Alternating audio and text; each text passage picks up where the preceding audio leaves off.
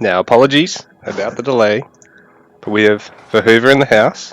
Verhoover is in the building, guys, and we are all set.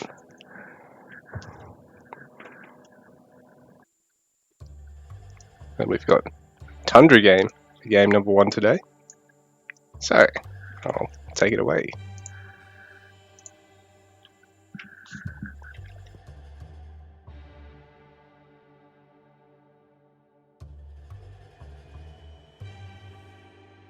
Sorry, just coughing my guts up. Anyway, spawning up here, player colour number 5. Player number 2, I think I set him up as in the lobby. We've got Crimson Kentab, spawning as the Persians. Spawning as player colour number 4, purple. Got Verhoover down here, player number 1 today. He's also Persian, so we've got a mirror matchup on Tundra, and we're seeing early dock here from both players. Sorry. So I think we're going to see fairly identical builds with a rush onto Asabara in this matchup.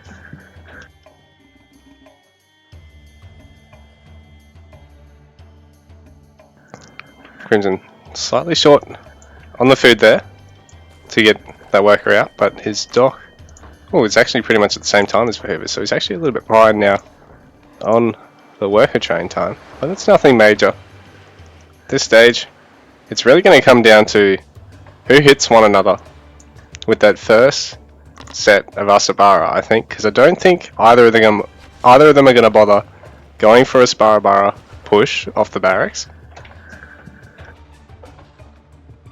We're more than likely going to see a fairly quick age 2 after this dock, and then the Asabara coming out of the stables either just before or just after the second town centre, so be interested to see whether either player really deviates from going for the town centre before the stables, because you can get the Asabara out first. The Asabara out first.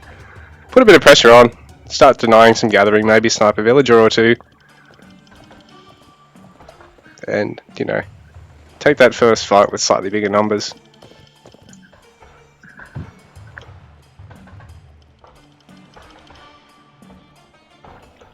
So not a lot happening as of yet. No barracks, no barracks. Stone mining starting for Crimson. No stone mining yet for Hoover. Come on, boys. We need a bit of excitement now.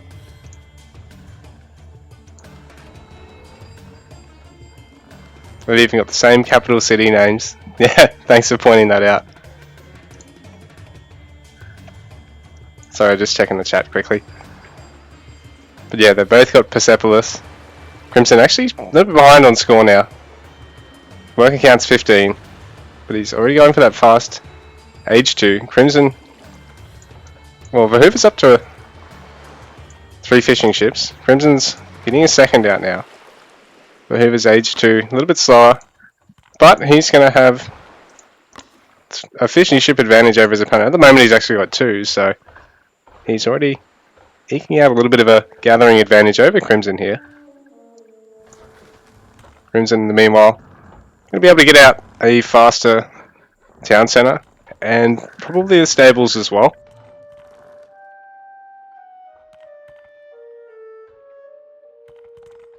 So Verhoover going for the A-tent because I think he expects to have to be on the defensive here with the stables, and just in case as well, if Crimson does go for the fast stables, despite already gathering the stone, but I think he's just going to go straight for the town centre. As soon as he gets that stone, the wood he needs, sorry. Some villagers down here fighting this. Here we go. We got 2 villagers down there building that. It's not a lot, so whoever sees that, that's definitely snipeable. Although there's nothing really to snipe it with, because Verhoover, I think he's going to go for the town centre before the stables. I mean, if he had thrown up a stables with 3 or 2 villagers, he'd probably get in there just in time to snipe that, assuming Crimson didn't send extra villagers, but now they're there. So yeah, both players very defensive, very macro-oriented opening, sorry. Not even defensive, they don't even have any units. And Crimson's going for a distant town centre. Verhoover, we'll have to see what he does with his town centre. He's already got the wood to throw upper stables as well. Crimson just getting that too now. So stables going down with Crimson. Verhoover's not out just yet. There we go.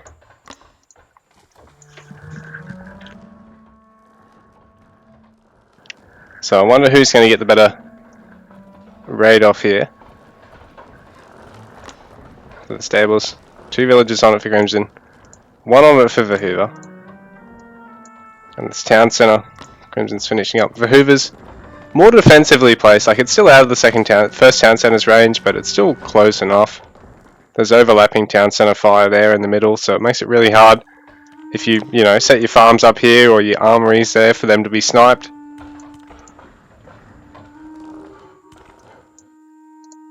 It's a good catch here. Crimson finding 4 sheep. He probably had them stolen off him by Verhoover and caught them back, I'd imagine.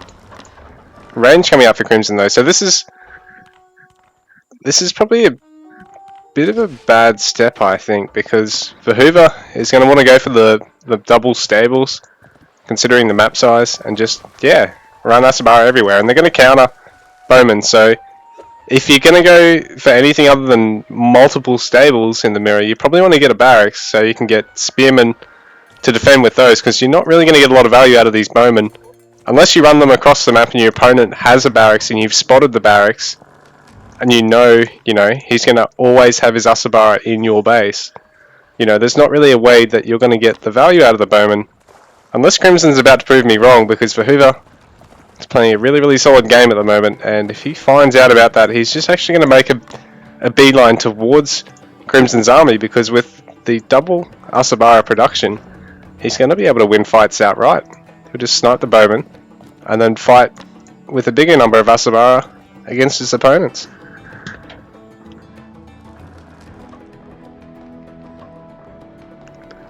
But I suppose if Crimson doesn't move out with the bowman until his opponent Behover actually goes for a barracks, or for a... oh, there's a range from Behover now. So it's interesting, both players going for ranges before barracks in a matchup where they're actually going to want to play heavily around the stables. But I suppose they're probably both wanting to play a fairly push style rather than raid style, although Behover's moving out now with his Asabara, and if he's caught with only bowman to defend, and if Crimson's caught with only bowman to defend, and your opponent raids you with the Asabara, like, you haven't really got anything there to defend. Those units are just going to die in a cost ineffective trade, and it'll be just like sniping villages anyway. So Crimson forced off that hunt. No villagers going down, but Asabara now forced here to respond. But there's a bigger number for Behover, so Behover could actually stop and take the fight, though he's not going to. There is bowman here to back this up, but like I said, the moment there's a bigger number of Asabara, those bowmen aren't safe anymore. Real smart watch post here from Crimson though, so he's going to have a lot of vision of Behover's army, assuming he has an army, rather than just a handful of Asabara to raid.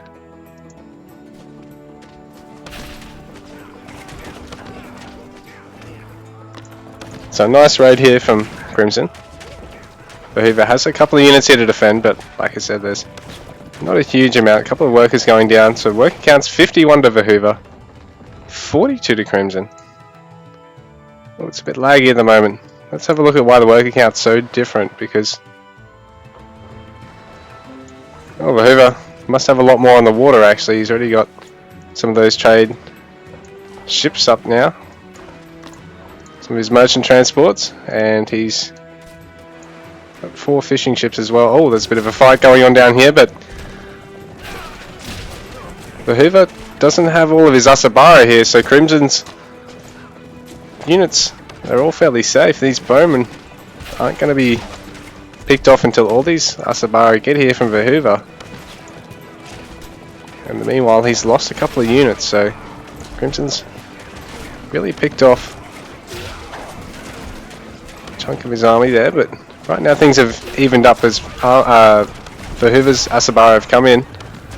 Forced those bowmen back for Crimson. So the high bowman count now isn't proving to be so fruitful, because it only takes about 2 hits from the Asabara for them to die.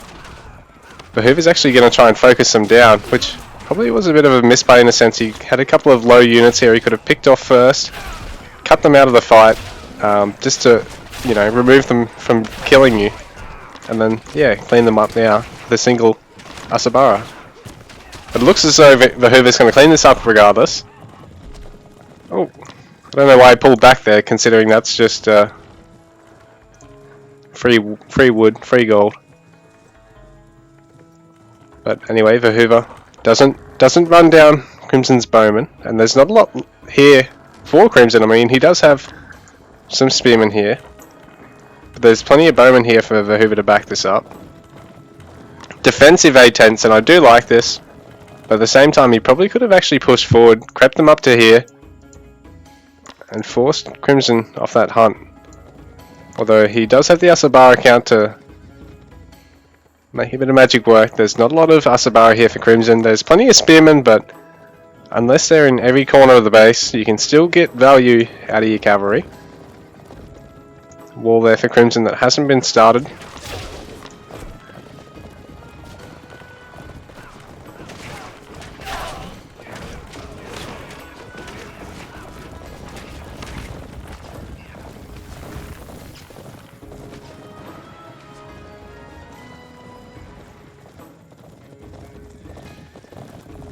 So even worker counts at 61 apiece now. So Crimson's expanded his water economy, and in fact growing it bigger than Verhoover's at the moment. So interested to see where this takes him. He is behind on score again, but I think it's because he's dumping a lot of his current resources into more eco units. Same time, Verhoover, oh, this isn't such a good push. He's only got a single Asabara here to defend this. Crimson has a handful of his own here, so he's going to get a couple of easy kills here. Although in this situation, he probably should pick one or the other. Zone Bowman coming in. So here we go. That's going to be a good fight for Crimson. Verhoover's going to lose a couple more Bowmen. Lose health on a couple more as well. Oh man, that watch post. Does Verhoover actually know about it? So Verhoover's just... yeah, it's in a bit of a blind spot for Verhoover, I think. Just hasn't realised he can just kill that, eradicate that vision, because Crimson knows what's here to defend for the most part, but these bowmen have actually... ooh, I think Crimson's mismicroed these guys down here because he's had to pay attention to this, because Verhoover managed to find a gap in Crimson's wall, and he's got a couple of villager kills, so 73 to 65 villagers in favour of Verhoover at the moment. I think Crimson will be right to clean this up, or Verhoover's going to save most of it.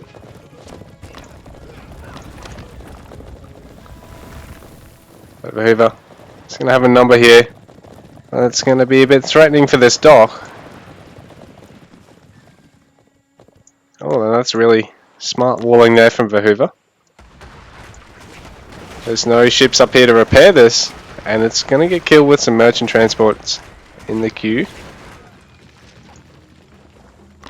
Crimson's actually queuing them up immediately out of the other dock and throwing another dock down there. He's hoping to try and retake this as quick as he can, but he's kept these ships really close to the water, losing the merchant transport there while trying to get the arrow fire from it on the Asabara. But they've got a lot of pierce armor, 42% now, because Verhoover must have his upgrade. I think it's only 30%, yeah, or 35%.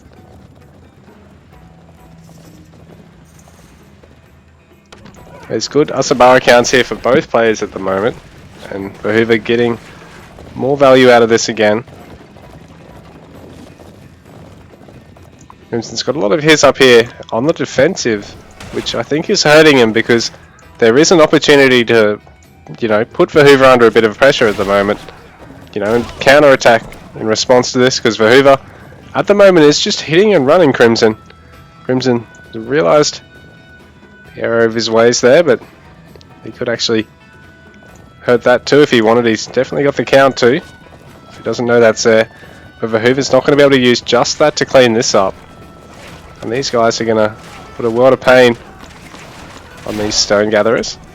With his villager count 69 to Crimson, 75 to Verhoover, who at the moment is still leading in score by a little bit. Not a substantial amount, but this TC is under threat. These guys won't be able to do the job alone. I don't think there'll be enough here to clean this up, but for now Verhoover is going to have to back off, and Crimson has a lot of pressure relieved on him. Oh, but Crimson's going to have to deal with those guys as well. Oh! These Asabara have done more damage to this than I thought. Verhoover's got to have to try and repair it. Oh, Crimson actually backing out when I think he probably possibly could have sniped that. At the same time, he's lost a hunt of his own up there on the top side of the map, and there's a fort going now for Crimson. He wants to secure this. Does he have a market yet? I think some stables there. Can't see a market down for him just yet.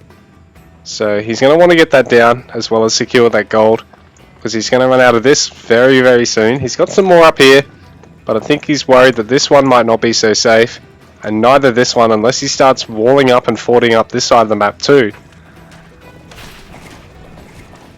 And that's a lot of units here of Verhoover's, a lot of vision here for Crimson, so he knows he can apply pressure down here as well. big number of spearmen, and the bowmen are all over on his side of the map, so he could push with that if he'd like. But he needs to be careful to not lose these guys without getting a good surround on the bowmen. Or without, yeah, picking off these Asabara that are here to attack. And Vahuva looking really, really strong at the moment. Crimson, unfortunately, doesn't have the numbers to defend that there, and Vahuva, oops, pushing up with his bowman, breaking through the wall of Crimson's base, but Crimson, in the meanwhile, has these spearmen here, which have caught these Asabara back at defending, which is great, but there's also mounted archers coming in, so they are actually, the odds tipped back in Vahuva's favour on the defensive there, but Crimson, is he going to have enough units to defend here? Because things do look really scary for both players at the moment. Vahuva, not quite enough to defend either, and this little healing depot being destroyed. But meanwhile, Vahuva is continuing to push into Crimson's base, who also doesn't have enough units really here to defend, so it's a bit of a base race, and at the moment, Crimson's army, I think, is a bit worse for wear. Vahuva's is also going to fall down, but it looks as though he's going to get a lot more value out of his push. He's sniping a couple of houses, he's killing a lot of villagers and trading positively with the ranged units, while Crimson's army of spearmen all mopped up now. He did get a lot of value out of that, but at the same time, didn't get a lot of eco value. He basically just traded favourably into a couple of armies and then eventually subsided there. So Crimson not trading so well. In the meanwhile, Vahuva hitting it once again with the Asabara. So there's about 40 pop difference, and work account difference is about 17. So you got 79 to 62 in favour of Vahuva. Big score lead now. So he's got a little bit more in the bank, needs to get a bit more food, but Crimson in the meanwhile just doesn't have a lot of ore resources. Vahuva trading away some bowmen, but I think Crimson realises it's a bit of a bait. Vahuva now trying to push in on this gold mine. There is a well-placed fort there though.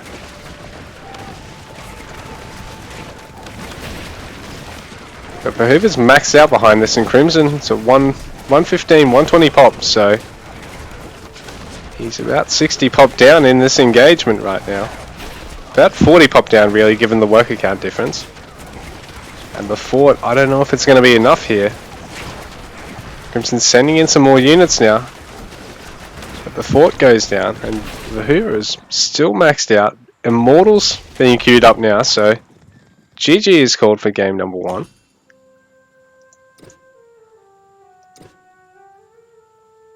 So slightly better economy stats there for Vahuva, and Crimson does tap out.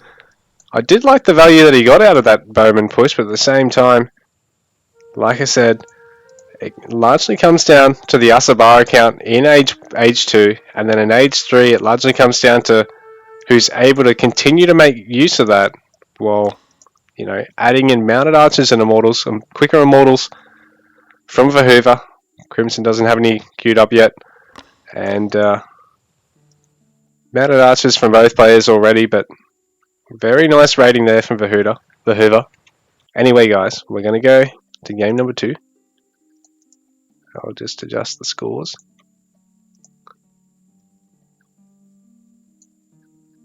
I probably need to swap these, yeah I do.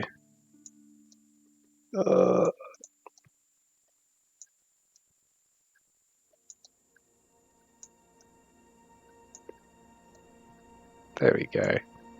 Isn't that better? That's better.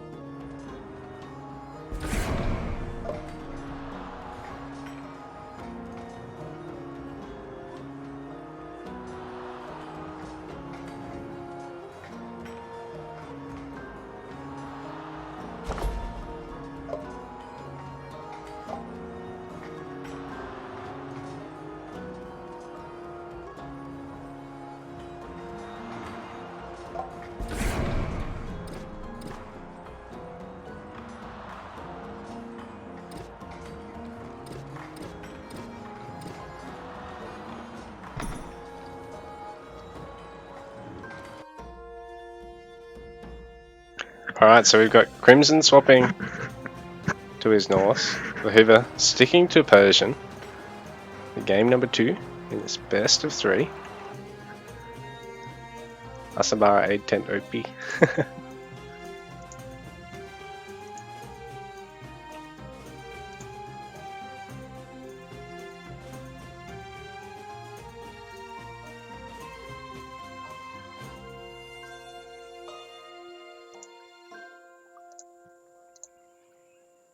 Alright.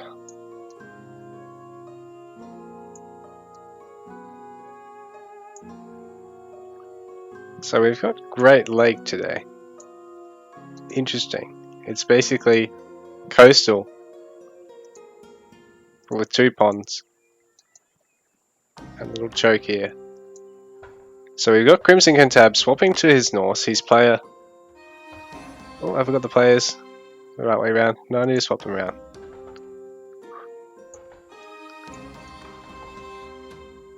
That's better.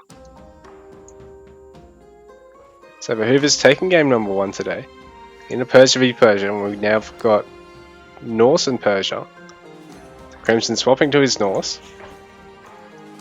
And he's a really nice dock there, but Hoover able to take his a little bit faster, given that Norse are one of the civs that start with 50 extra food and 50 less wood. Both players looking to get on this dock.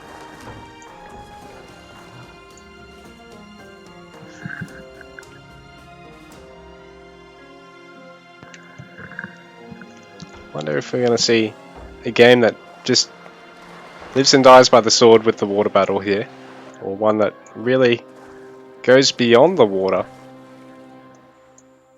But both players, I'd imagine, would be trying to make a beeline towards Age 2, towards getting the gold very, very shortly, to start producing mass warships, just to deny the other player the opportunity to get any gathering, because there's a lot of food, especially around the outskirts of this water. There's actually not a huge amount in the middle of either stretch of water here. It's actually just about all on the shore, but even in saying that, there's resources to deny on the shoreline.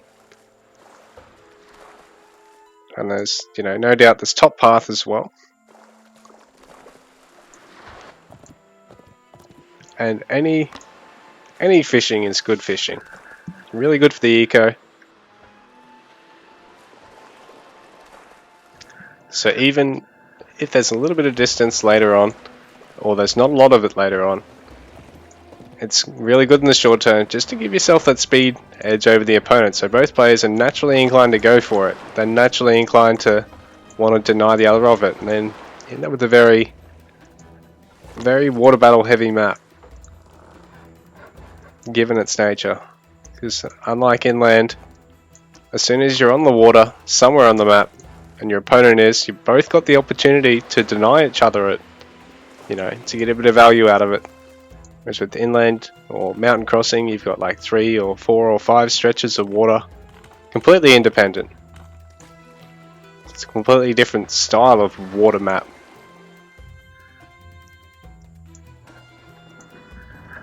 Faster Age 2 from Hoover. And already on the galley, as quickly as he could. Crimson going to be a lot later on his age up here. I wonder if he's going to try and go for a second dock and maybe a tower in response to this. Because when you are behind on the water like that, that's pretty much what you're going to have to do. Especially considering Crimson's got the fastest stone anyway. So you might as well try your luck, really. Because you're going to lose this if you don't. He's going to lose his starting fishing ships. Trying to micro them around a bit just to buy a bit of time before his own longship gets out here.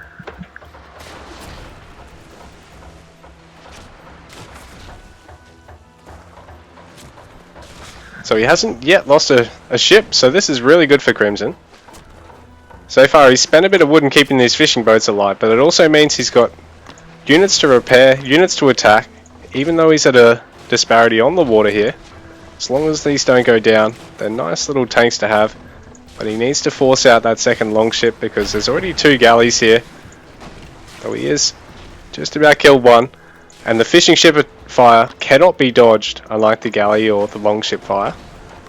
Even though they're a squishy unit, even though, yeah, you've got to micro your heart out and they do less damage, you can use them to keep repairing. But it looks as though Vahuva has won an advantage over his opponent on the water here. And Crimson hasn't thrown down another dock yet. Has checked around the map to see if Vahuva has. But he's going for his stable, so he wants to mount pressure on the land immediately. That's what he might want to try and go for a second dock somewhere, considering he knows his opponent hasn't got one somewhere. And saying that, he's already 3 ships down. He's probably thinking, I need to try and do or die in a last-ditch effort, rather than try and fight on the water where I'm already behind. If I can get in with a good raid on the land, try and put my opponent on the back foot on the land, try and take a quicker second and third town center, and go into mid and late game roughly even though you've lost the water, because that's all you sort of really can do in this situation, unless you've already got a second and third dock up here already producing the units well before this falls. So you can force your opponent to have to keep producing galleys and not necessarily be too far ahead on the number in order to actually hold on to this. Hoover throwing down a second dock.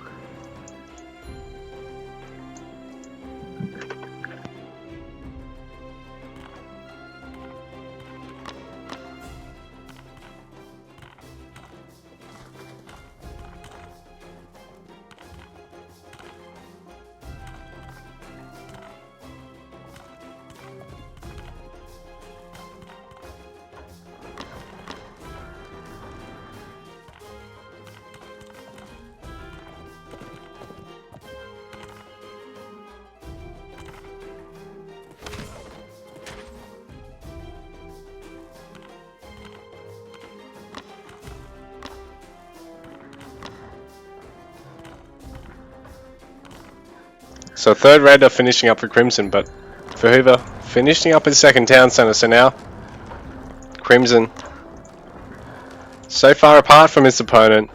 There's an ocean between the two, literally.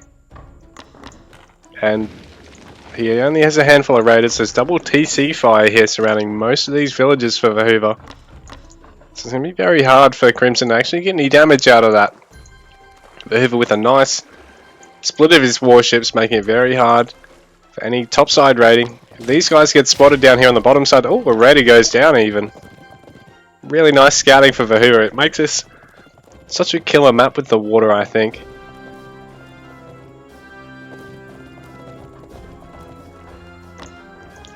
Fort Barracks here, so a little proxy base going on.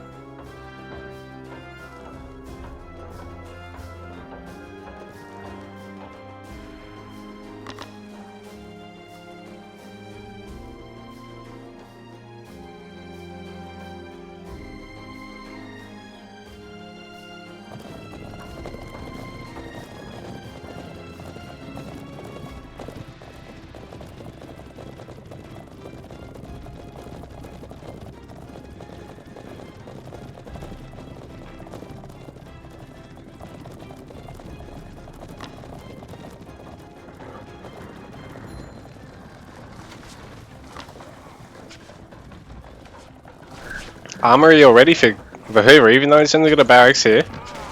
And it is going to get picked off by Crimson. But there is spearmen out here. So these guys are going to be able to deny this going down. I mean, deny this raid from sticking around. Crimson doing what he can to keep up, but he's already down on the water. Vahuva throwing down a third dock in the meantime. A lot of fishing going on. And the raiders, as useful as they are as a one-pop cavalry, they just don't have the beefiness of, say, Asabara, or, the damage of, say, camels or lances to really get through that at the moment. So Vahuva really forcing Crimson to have to play with something weird, something unconventional, and he's doing that. He's getting these proxy barracks up here, and then he's probably going to add some more stables as well. Only got the one stables and one barracks here at home. And he's streaming everything past this warship, just outside of the vision, I think. So Vahuva not able to see these units running past. I think he can imagine what's going on though, because he's already relatively safe up the top side and hasn't even seen the army run past and try and take us around on the galley. But he is going to get a watch post down here. The scout is going to catch all these guys coming down here, and he's going to figure out there's something going on down here. Another watch post being taken out, so Crimson been massing up the raiders in the meanwhile. Who are going to try and take this gold mine. This is going to get denied here. A couple of stables here for Vahuva going out now. And these raiders are going to be repelled inevitably by these spearmen, but not before they deny one of these stables going down.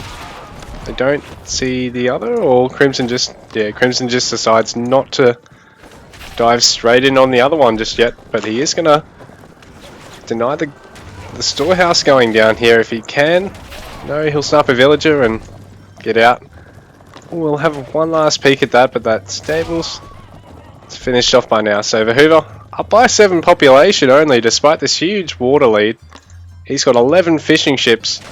The Crimson's only down by about 6 population at the moment. He's killing a couple more villagers too, so 62 to 50 is the villager count. So Vahuva's not really ahead at all in terms of on the land. He's just got this big investment on the water, but really, if you consider the fact that he's got those warships on the water, he's actually not really got a lot on the land at all. Crimson's actually broken through that line of spearmen, and he's chipping away at these gold gatherers. Still has some raiders up there in reserve. He's going to need to bring them soon, because these throwing axemen, they're going to be great against these infantry, but they're not going to do so well against these Asabara, so the raiders come in to join. And Crimson's even getting some spearmen in the mix. Needs to be careful to not lose the raiders now, because if, you know, bowmen or mounted archers come out, he's going to need raiders here to back this fight up. And that tower is probably going to go down in a sec. I don't know if Crimson's got enough here to be able to maintain this push, but I mean, he's catching up in terms of score behind this. It's been a reasonable fight for him. Got a lot of throwing axemen here, but there is a lot of Asabara here, and the throwing axemen just don't have the damage to get through those at all. So these guys are going to have to back off eventually. Crimson's bringing everything back. He hasn't got really anything to push through the top side with. There's not really any big baller raiders or something up his sleeve, just to try and push Vahuva back into the corner for a bit and make him have to sit on this water advantage, which by now it's starting to trickle in terms of how much of an advantage it's being, because all this distance gathering, there's a lot of fishing ships for Vahuva, but now they're no longer worth so much more than villagers per population. They're just another gatherer. Crimson is down on terms of score though, so this raiding hasn't gotten as much value as it could have, or has given away a lot in terms of how much army that Crimson's had to invest in order to get the damage. Vahuva does snipe a villager in a storehouse there, but he is behind enemy lines as well, so he's going to have to make a move eventually. This watch post is going to go down. Crimson's trying to go for a forward wall here. He wants to play a very aggressive approach on this side, because he knows he sort of has to. The water's too much of an advantage on this top side to do anything with this choke. And right now, the villagers making their way around the Asabara, who are making their way around Crimson's base, who's going to have to defend against this shortly, because he's going to lose these longhouses And he only has some throwing axemen here. The rest of the infantry is down at the bottom of the map, just cleaning up more watch posts, which for Hoover has been diligently throwing up everywhere.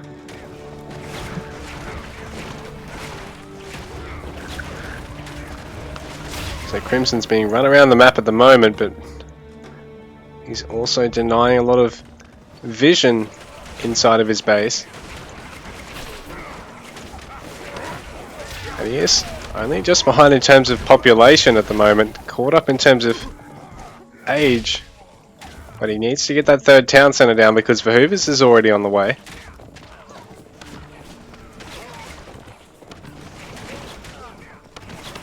A lot of wood, so Crimson's not actually gathering any wood at the moment. Really rough for him because he needs to get this third town centre out because Verhoeven has got that water advantage over him. Villager counts 78 to 86 in favour of Verhoeven. It's a big army for him too. So he's crept ahead in terms of population a lot recently. He's got some of these age 3 upgrades already on the way. But Crimson hasn't really had a chance to get a lot of them, I don't think. No throwing axeman champion just yet. No spearman champion either, so he's fighting off his units unupgraded here. And Verhoeven is going to have upgrades kicking in. Already got Sparrow and Spearman champion. Already got Bowman champion, and he's massing up the Bowman. Some already on the way. Asabara champion as well, so Crimson fighting with an upgrade disadvantage at the moment. And these forward production facilities, because there's only the half of them, now that he's lost the bulk of his army, it's pretty much over for those, and he's going to have to collapse back here on his base. Force out some more buildings as well. He needs to get these barracks up. Having a bit of a stoppage there with his caravans. Oh, and oh no, this isn't good for him because whoever has found this market is going to chip it down. The Raiders, a single horseman, have the opportunity to clean this up, but they're just not going for it. It's certainly a fight that they could have won.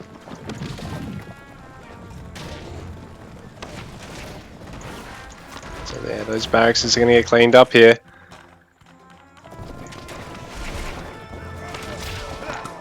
And GG is called. The Hoover proves to be really too strong for Crimson today. Very, very solid play. Very few gaps in what he's doing at the moment. Crimson Kentab just comes up short. But well played from him nonetheless. GG guys. We're going to go to game number 2. I mean series number 2 now.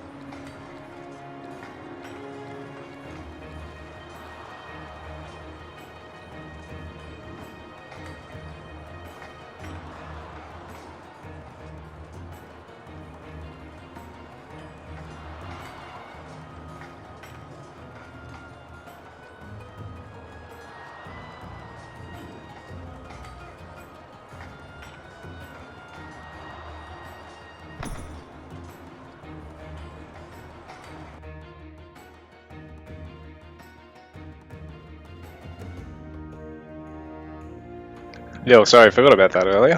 So anyway, I'm just getting my players ready. It won't be too much longer.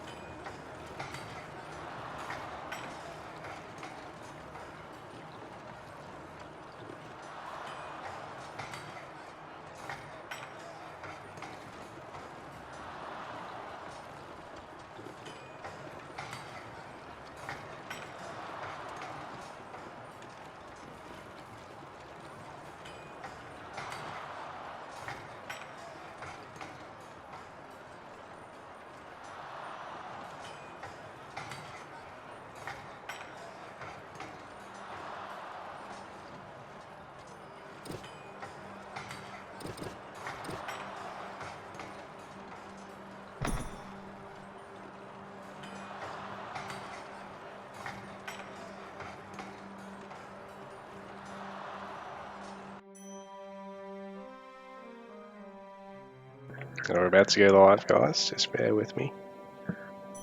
We will not be much longer.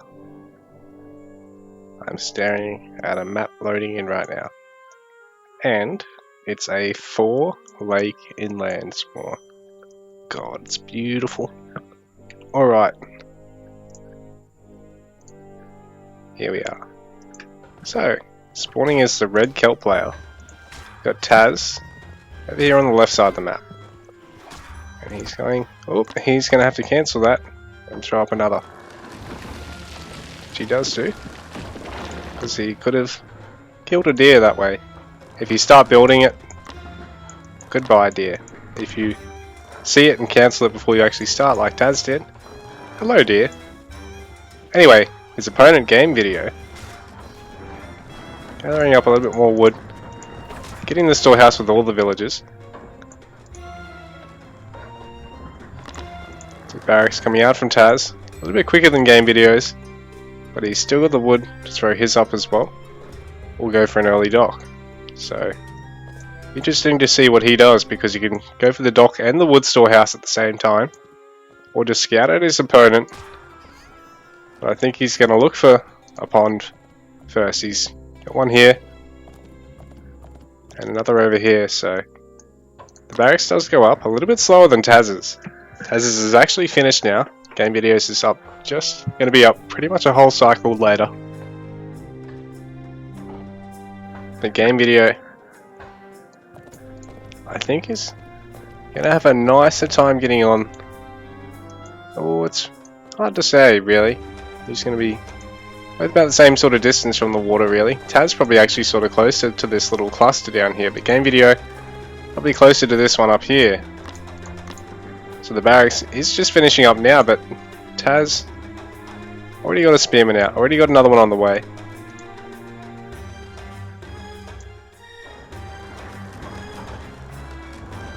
Third one on the way too. Now we go. Asparabara coming out now. There's 2 spears already out in the field.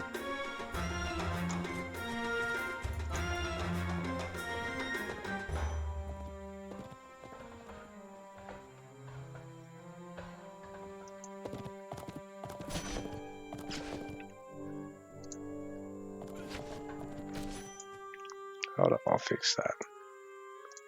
Sorry, I saw that. So the spears making their way around to the wood line, because as far as they're heading over to where the scout is at the hunt, so Taz able to really see what's going on here.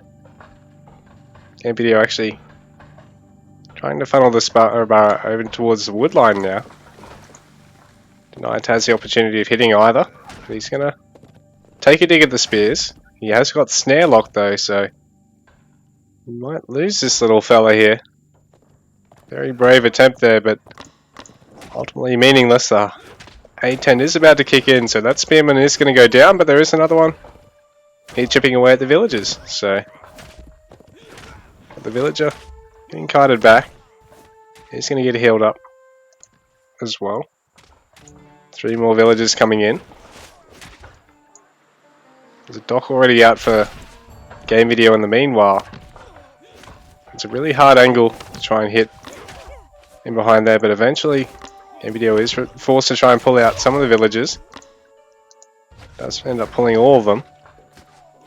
Does have the wood to keep producing his fishing boats behind this, so he's pretty much alright at this point in time. So Taz dropping a couple of spearmen here, but he's really maintained map control through all this. Continuing to produce more spears, but he is at a bit of an eco disadvantage now because game video getting those fishing ships out now.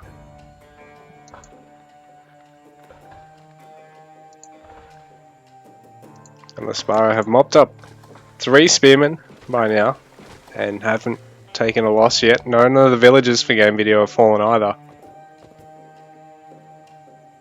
But it's 18 to 19 in terms of the villager count because game video must have had a bit of a lull in production there. And has the age 2 on the way. The spears take another journey into game video's base, so Taz trying yet again, but these 4 spears not going to be enough to overpower the 5 Sparrow that are on defense.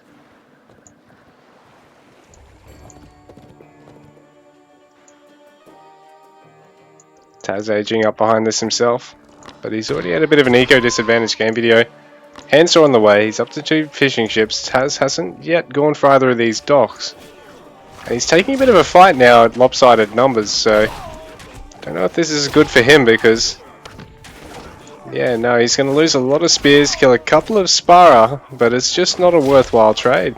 Game video really being gifted a good defense here. At the same time, he's done nothing wrong with his units so far. He's had them everywhere he's needed them. Even saving that wood storehouse. Though Taz really only had a couple of spears attacking that. So right now, game video looking to be in a much nicer, much better, well-rounded position, I think. Considering he can... Ooh, still needs to get the wood for the town centre.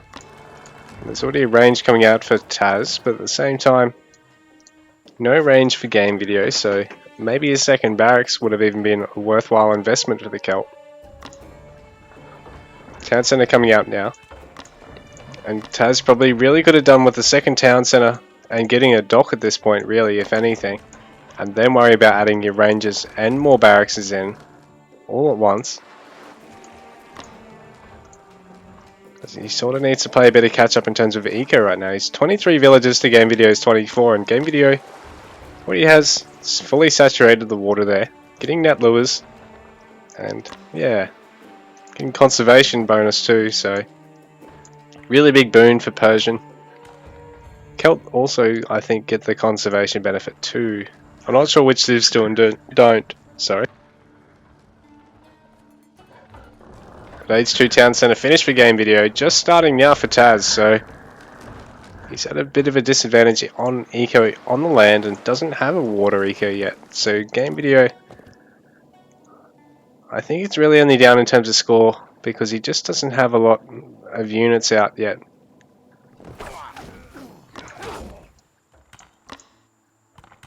Because Taz does have that double production facility production now, but game video can ramp his up pretty quickly here, I think. Now that he's got that second town centre, he's got plenty of food coming from the water. He doesn't really need to gather any from the land, and focus on getting a lot of wood, a little bit of gold in the meantime. Really boom up over the Celt. And saying that, Taz is making a good push here, and while he does have a slight unit count advantage, he's going to be able to take some really nice trades. He killed there. He's going to pick off another Sparrow here. So this is good because this sort of undoes the economic disadvantage and gives him the space to actually be able to expand onto here, I think, if he wants to. It's a really nice defensive position from Game Video, so don't expect him to be toppled terribly quickly here.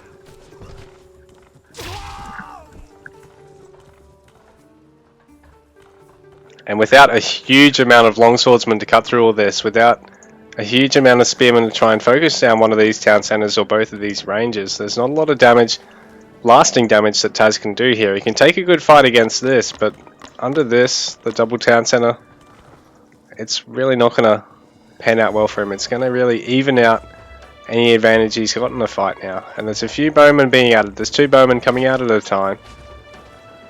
So Game Video has taken the advantage in terms of production, and Taz is forced to have to back away for now. Still, for now, has map control because I don't think the Persians going to want to get caught out with this army. Ultimately, both of those units are 6-speed units, whereas the Celt at least can break away their infantry and try and hit anything outside of TC fire as soon as the Persian tries to step outside his base. But Game Video continuing to take more water, so this is good for him. While Taz, well, he really needs to start taking water, I think. It's getting into about 10 minutes into the game and he hasn't got any just yet.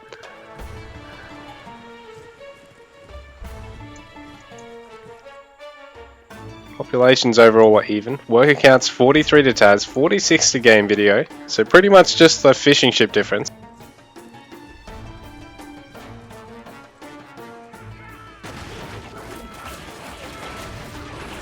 Taz coming in on the houses. He's going to pick one of those off, but at the same time, can't afford to take a fight too split up here.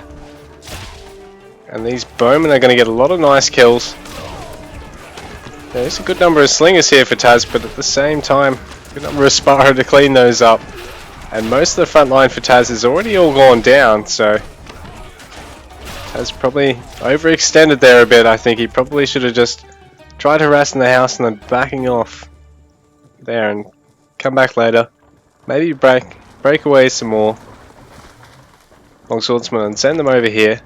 Really zone that gold mine should your opponent try and push onto there. Maybe even sneak them into the wood line if you get the opportunity, but right now Game Video 20 population up and taking an age up over his opponent. Taz queuing up a whole bunch of age 2 eco techs and now getting his where is it?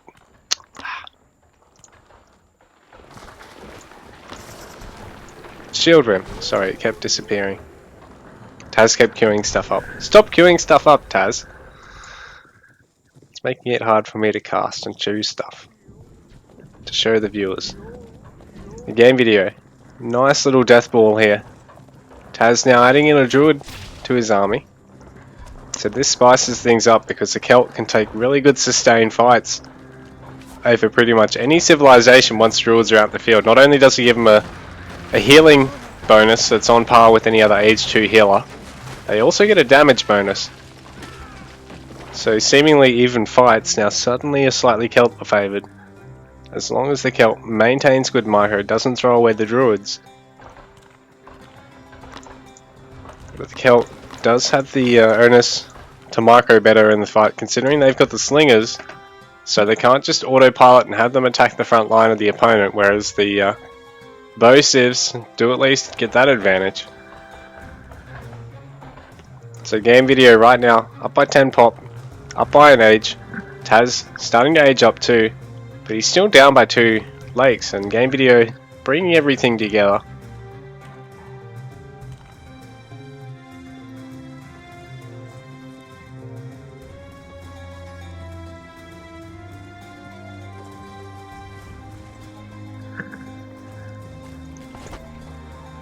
So Taz with a fairly distant hunt up here, and I'm not sure why he hasn't opted for any of the water yet, considering he's no doubt going to be constrained by food being a Celt player.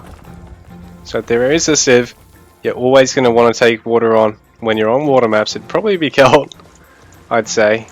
Although you don't necessarily have to take it right off the bat. You can often opt for a push play like Taz did there.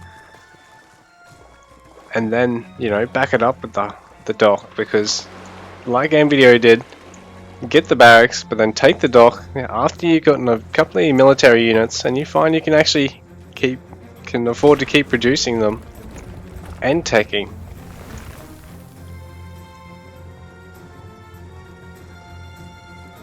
Saying that Taz, not that far behind. He's got his third town center going up now, whereas Game Video been stuck on 2 town centers with a quick age 3.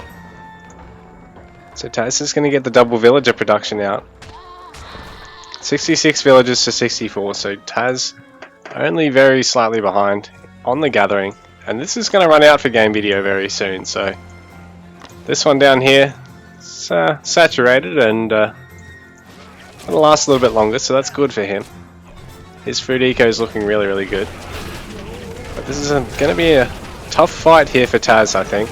Game Video has enough of a front line to outlast the long swordsman as that all gets cleaned up. But the Word Raiders come in, and they're just not in big enough numbers to make a big dent in the army. And Game Video walks out of that little fight the victor. He's up by 40 pop now. Taz doesn't have anything in queue at the moment, so that's not ideal for him. Siege Workshop on the front line there for Game Video. He wants to be able to make use of some of his rams and force Taz to have to use the Woad Raiders for more than one purpose here, because the bowmen no doubt are going to otherwise be the main focus. And as long as they can continue to rain hell on Taz, they're really gonna put the nail in the coffin, I think. But in saying that, Taz continuing to expand around the map, going for a market over here, I think, but getting this hunt up here on the top side as well. So he's been very brave at that, although I think he probably could have afforded to leapfrog down here through the water, and he could even have the opportunity to harass Game Video with a crafty dock down here somewhere.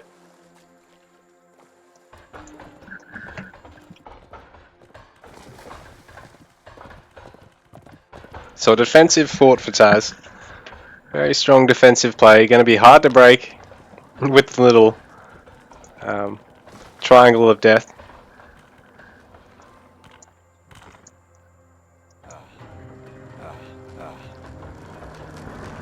Game Video doubling up on his siege workshops now. Just about maxed out. Just needs to throw down 2 more houses and he'll be maxed.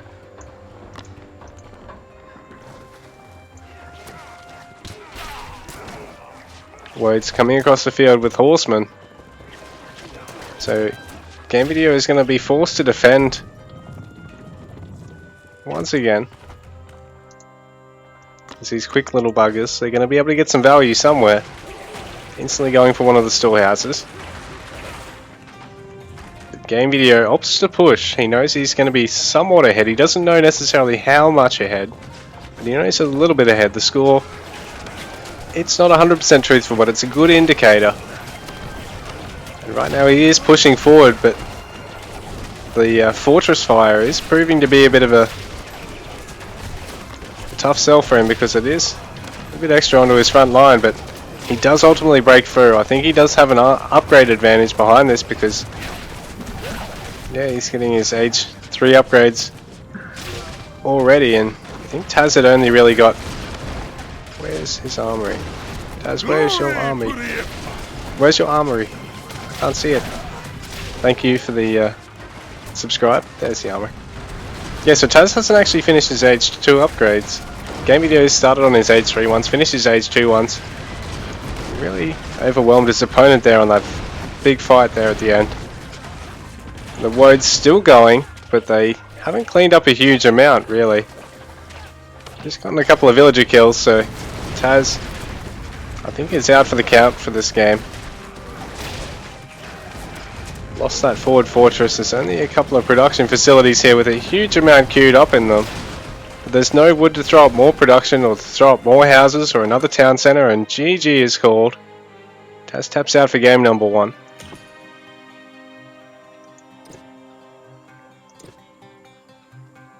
So he relatively kept up on eco otherwise, but just then at the end I think he buckled. And Game Video took a really good fight with an upgrade advantage. That's game number 1 down for us.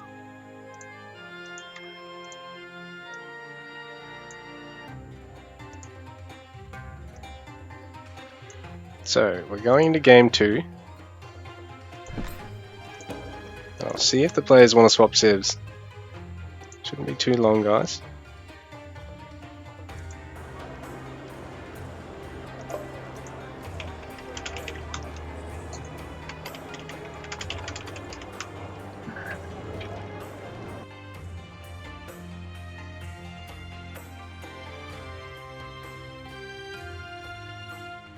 Thank you for the subscription, Roa Cortera. And that's a hell of a streak you got there at 8 months, so holy thank you for all your donations and your subscriptions, because guys, without them we wouldn't have tournaments. Or tournaments worth watching anyway. I'll try and fix up those numbers so I can see they're wonky in the stream.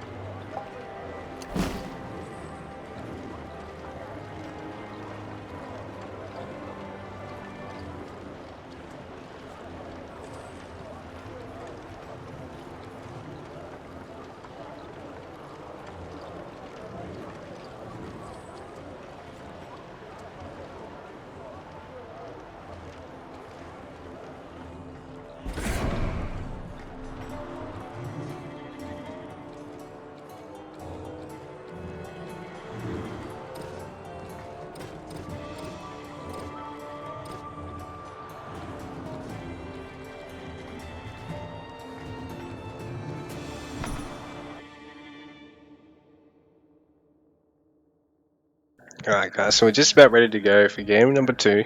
Game Video versus Tazzy Wazzy. Tazzy Wazzy. God, that's fun to say. Tazzy Wazzy.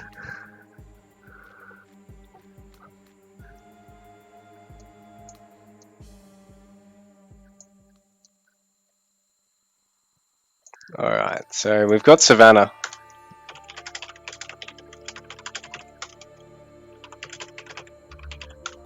So we've got Savannah, so unlike inland, the 4 ponds on the map, there's no fishing in them.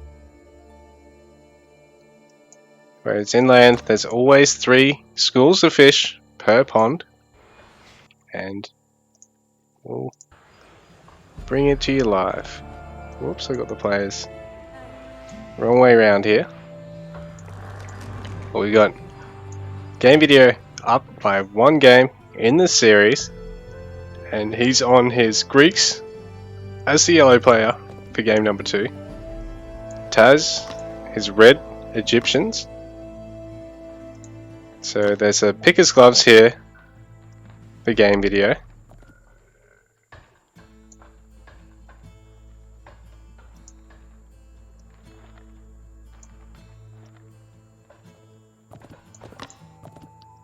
So I do wonder if he's just going to go for like a fast Age 2. Because it is a pretty small map. I just thought I'd let both players know there's no actual fish here. Because Taz actually said I didn't even realise that there was fish in those ponds last game. There's not on this one for sure. Not a lot of wood on this one either.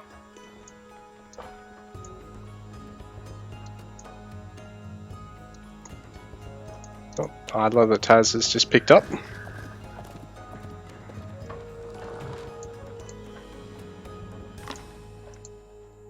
Taz going for hunting dogs and Game Video. Already got his picker's gloves, so a bit of an interesting eco-tech heavy game so far. Neither player really opting to go for a barracks. against one another. Oh, Templar Ra going down as fast as possible here from Taz, but without any production or the resources for a town centre behind this, is this going to be worth it? Big commitment to use all villages there where he needs the wood and the stone to throw up a town centre. This gives him an age 2, but it doesn't give him anything until he can afford to do anything with it. There's no... Ah, he's getting handsaw out. But he's still miles off the stone to get the H2 Town Centre out. Game video, meanwhile, playing a seemingly much more conventional build order here. He's got the picker's gloves and he's getting just enough food to produce his villagers behind this. And he's going to have the stone, going to have the wood for the town centre pretty much as soon as he ages up. It's a little bit later than Taz's age up, but it's going to be a much more clean age up in terms of it leading into things following up behind it. So game video, already has the stone, already has the wood, throwing down the town centre. Just as we speak, I think he's going to bring it to about here somewhere. Wants to try and... Oh, okay. Going to want to try and use it quite defensively. Protect all this. I thought he was possibly going to try and defend this and this while he was at it, but maybe he's thinking, you know, I'll just play a really defensive game on that front just in case. So game video, a step ahead in the opening here. So the town centre about half done. Taz about not even halfway to getting his town centre up now. I mean, not even halfway to actually affording the town centre. So, and the barracks going down for game video as well. So Taz's economic play early here, perhaps not quite as clean as could be. Slowing down his villager production by taking the pre-staffs off the town centre to throw this up with 4 villages as well. So, you know, it goes up quicker, but it also costs you in terms of your gather rate and your build time rate overall. Game video down in terms of score, but I think he's spending a lot better than Taz at the moment. He's got that second town centre out, he's got the production facility already on the way. Stables coming out for Taz. But game video is going to have access to spearmen to be able to deal with that. So that's ideal for the Greek player. So a nice big open map. It does, you know, pave the way for playing a stables style Egyptian. You know, even though the rush distance isn't huge, it's not terribly small either, and it is a quite big open map, so you're probably going to want to play stables oriented, that's the Egyptian, and then in turn the Greek's going to want to play barracks oriented and get the spearmen out to start with, or just try and rush age 3.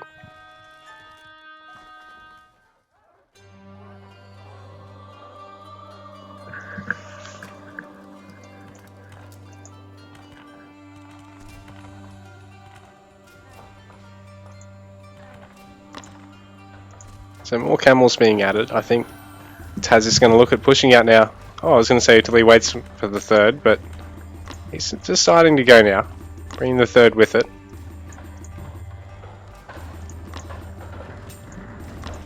So range being added now. So nothing the camels are super effective against here, other than the fact that they can outrun them. Game video deciding, Taz deciding he doesn't want to take that fight. Game video has the spears there in preparation, but he doesn't have them everywhere. Taz is going to have to find out where those chinks in his armor are. But having gone on the berries early, I think this has paid off here for game video. He's put himself on the back foot in terms of his gather rate optimization, but same time, he's almost unraidable. This stables is perhaps going to go down here. Taz is going to instead be back at home trying to macro and lose the camels. He does deny the he does slow down the stables, but he doesn't deny it completely. And he's getting some more camels on the way. Game video hasn't actually realized that he's lost that villager. Oh no, he has. He's just waiting till it trains. Rather than, you know, taking one off something else. Second town center going down for Taz, so he's now slipped in terms of score. His eco 24 villages to game videos 33, so economically any benefit of opening with hunt first over your opponent's berries first has sort of been undone with the sloppy age 2 rush, I think, and the fact that game video has been able to defend this really easily. He's been able to sort of sit the spears just here, and everything's pretty much defended. It's within walking distance before the camels can really kill something. So game video, even though he hasn't gone for, like I said, the most optimal greedy option in taking hunting dogs and going straight on the camels, you know, he's taken the defensive advantage in anticipation of what Taz is trying to do here. So it's sort of worked out well for him. Splitting up some camels to run into both sides of Taz's base. Taz does garrison 6 villages really quickly there. 8 of them in garrison at the moment. Some others under attack and some others idling, so game video putting him under a bit of stress at the moment. Not gathering as optimally or spending as optimally as he could be at the moment. Game video in the meanwhile taking the opportunity to get some eco techs. Well, sorry. Yeah, game video taking some eco techs behind this. Taz losing the camels.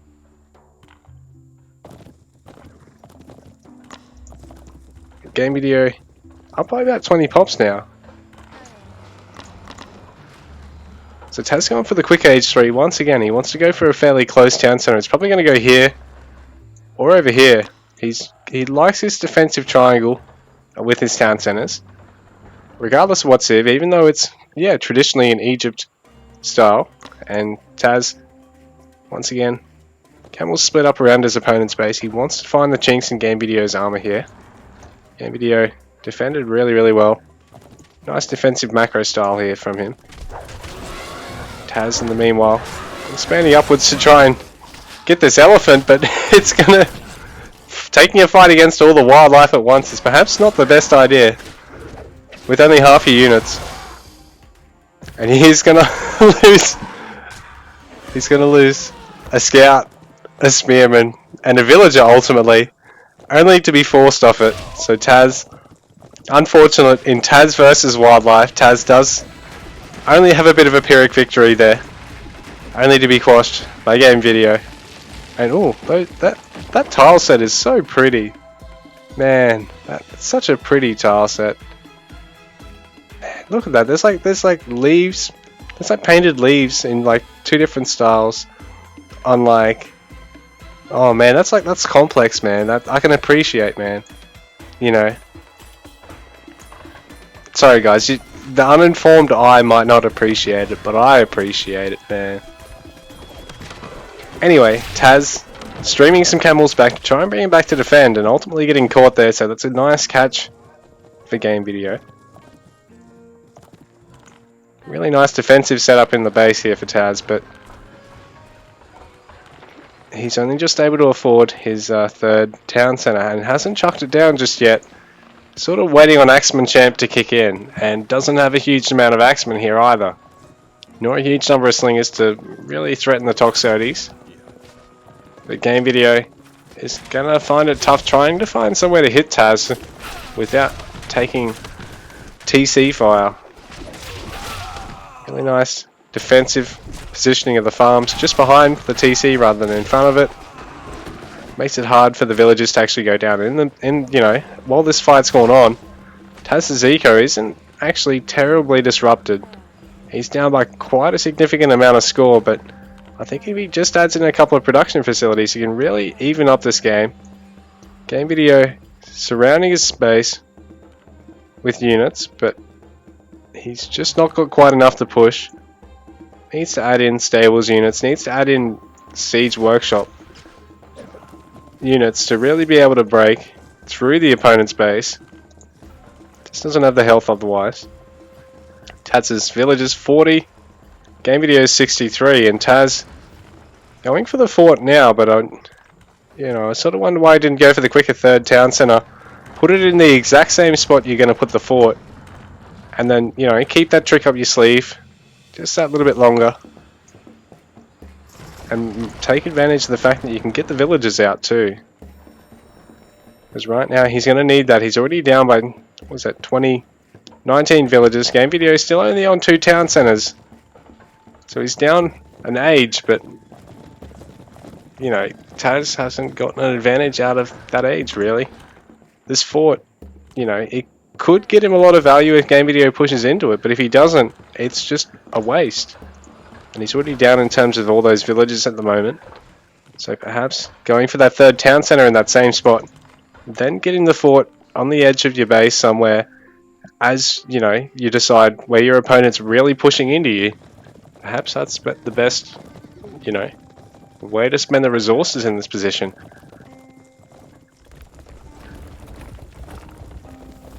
Third age coming out for Game Video. And this is a nice army for him at this stage.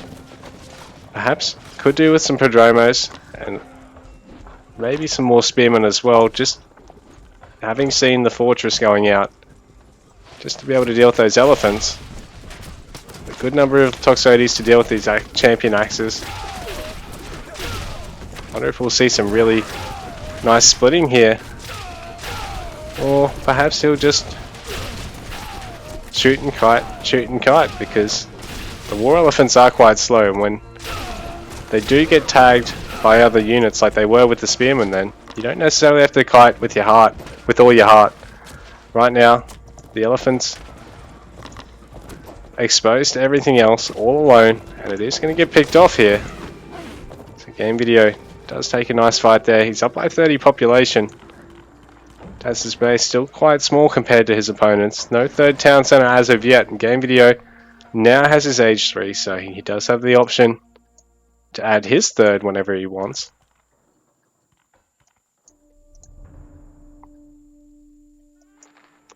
Toxotes champion and some hoplites coming out.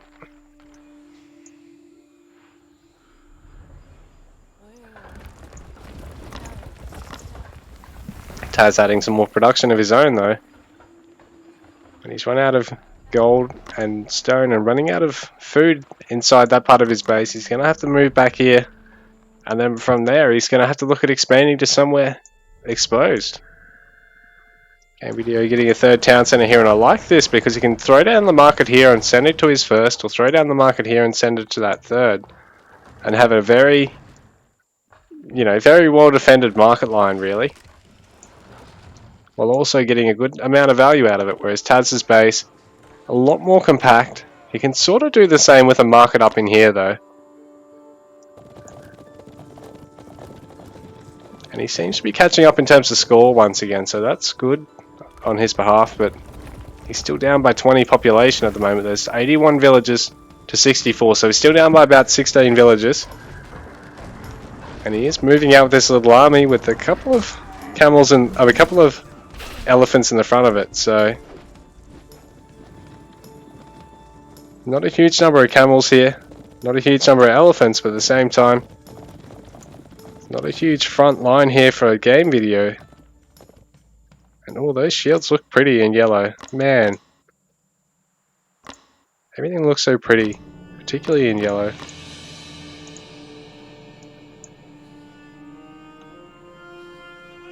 I like that helmet though. Both players just sort of idling in the middle of the map, waiting to mass up enough to push. Taz saying, bugger it, I'll go. I'm at 20 pop, I'm housed, I've got my priest queued up. I want to take this initiation, but he's going to lose an elephant for free pretty much on the way in, and he's not going to be able to get straight on top of the Toxotes like he'd like to here. So War Elephant does come around though, and Game Video is going to have to micro back these Toxotes now. And the Axemen do pretty much level all the infantry front line here. There's just some Saris to the front now. The priest coming in to back this up for the Egyptian player. But he's perhaps a little slow in getting his reinforcements here, because there hasn't really been any coming in. Game Video still has a bit of an army. 10 pop advantage over his opponent. Both players must have a fairly similarly sized army then, I suppose, because the worker count difference is blown out to 94 to 66 in Game Video's favour behind all this. He's kept up continual villager production and started up a market, which I do like because it's right at the very back of his base. It's going to be hard to try and break into that. Really nice stuff here. Taz hasn't actually got a market just yet, and perhaps had some holes in his villager production there, but now he's down by, well, he's down by 27. It's 97 to 70. Some siege workshops being added now for Game Video.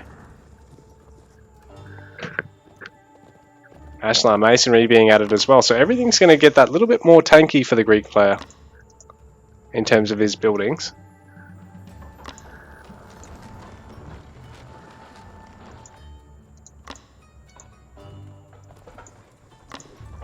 Yeah, so even buildings like houses and storehouses and watch posts are all going to be tankier for the Greek player when you get Ashlar masonry, so just keep it in mind. It's a really nice utility tech to have when you need, you know, something to sort of dump on before you actually just start mindlessly banking resources. Things like that and building line of sight are also really useful PvP technologies if you're able to make use of them. Big engage going on now because Taz is maxed out and in fact crawled ahead in terms of the population. He's even, well, I like this, he's turned a Prodromo's insane and it chipped away at a hoplite there. He needs to bring his whole army forward though, because Game Video has crept back here and really kited him well, and Taz hasn't crept everything forward. Because he does really have the units to crush Game Video's forces here. He's broken through the front line already, and as long as those war elephants have support, there's going to be no stopping them. So Taz has really managed to put Game Video on the back foot right now. He's overwhelmed his opponent, but there is some Prodromos coming in to back this up. And the slingers need to be carefully controlled onto the Toxotes. The quicker they fall down, the more value you're going to get out of all your axemen. All these hoplites being turned insane though is getting Taz a lot of value because they're turning around and attacking their friends. So even though they're not being outright converted, insanity is still worth quite a lot. But these priests being chipped away at these ballista, this Game Video has taken a quick age 4 behind this while he didn't max out as fast as Taz. He invested all that into his age up and now he's got the siege to show for it, but at the same time they're all going down and now Taz has a lot of units on Game Video's doorstep once again. He's up by about 10 pop, continuing to push into his opponent. Chariot archers in the mix as well. He's still got some priests to set. Game Video, one last ditch attempt with this ballista to try and focus down some of these priests, but it goes down. Some gastras at the back line of this, so this is getting Game Video a lot of value because every time units are coming forward here, they're just getting obliterated for Taz. And as this little death ball grows bigger, it's going to be harder and harder for the Egyptian player to push into this without just elephants and camels, really.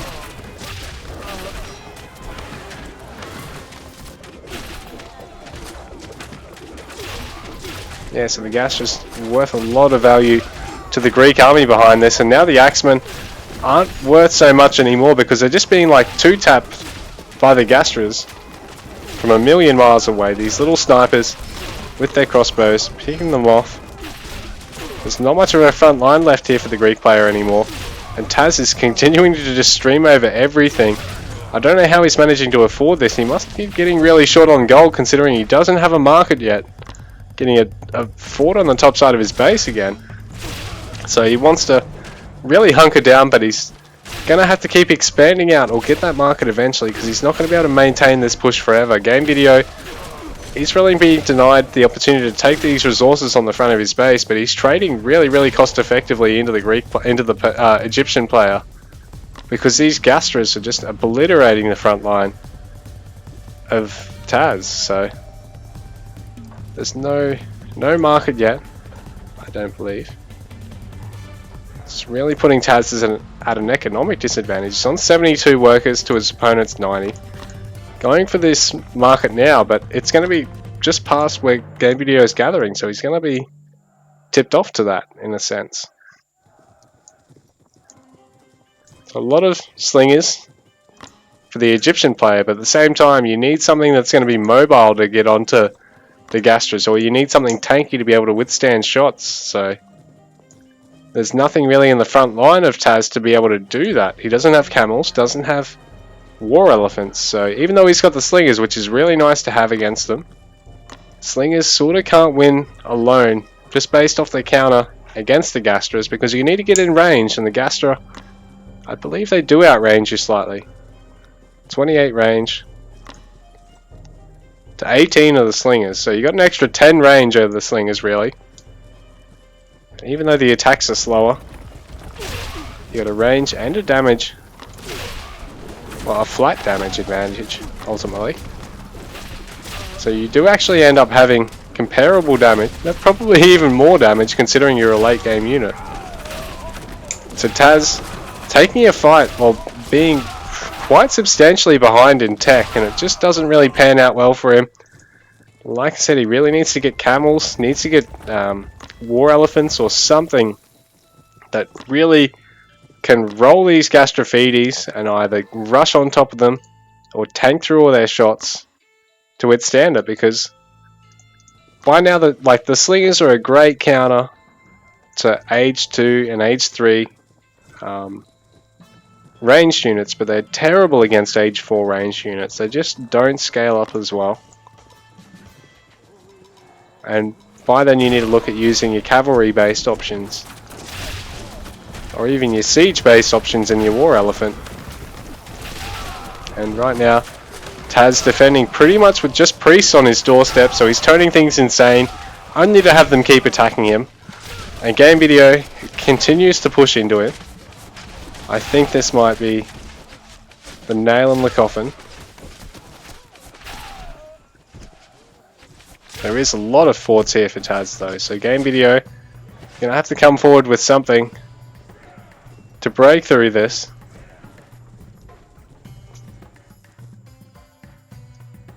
Egypt is really a good turtle suit, isn't it? Like, even though the fortress cost being flipped doesn't really mean much, they are a good siege civ, because you can just build a lot of fortresses and spam elephants out of them. But in saying that, there's nothing to really get into these Gastrophedes because there's no camels in the mix.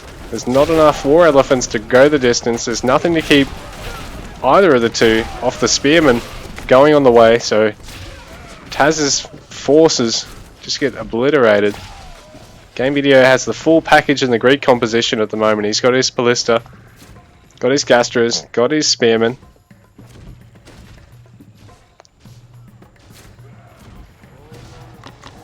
But all the priestess set come forward to try and snipe one of these ballista if they can. Oh, the priestess set does go down. The ballistas are gonna snipe this fortress. So I think Taz is going to be forced to tap out one way or another here, unless he manages to break his opponent, because Game Video just doesn't have the front line to keep these Gastras defended. The double fortress fire is going to be quite hard for Game Video to creep up too much with this front line. He does have just enough to hold and keep the Gastras well defended. The ballista in the meantime chipping away at a fortress, so he's doing this perfectly. Just needs a little bit more on the front line now, I think, because it's really starting to be whittled down. And GG, Taz taps out. He's run out of food. And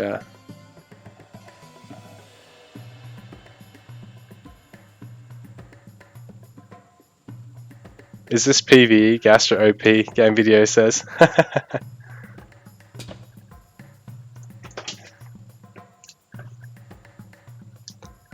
Yeah, so the Gastro backline really proving to be a bit too much for Taz. he sort of, without being able to get onto having like a huge number of camels to be able to get in and get out around the infantry, there's just sort of nothing the Egyptian could do without, yeah, either that or having war elephants and chariots to try and get through the front line, then break the back line. But anyway, guys, GG, well played to both players. And thank you all for watching. We will have a series tomorrow night between Vahuva and Carnage, so make sure to stick around for that. I'll see you guys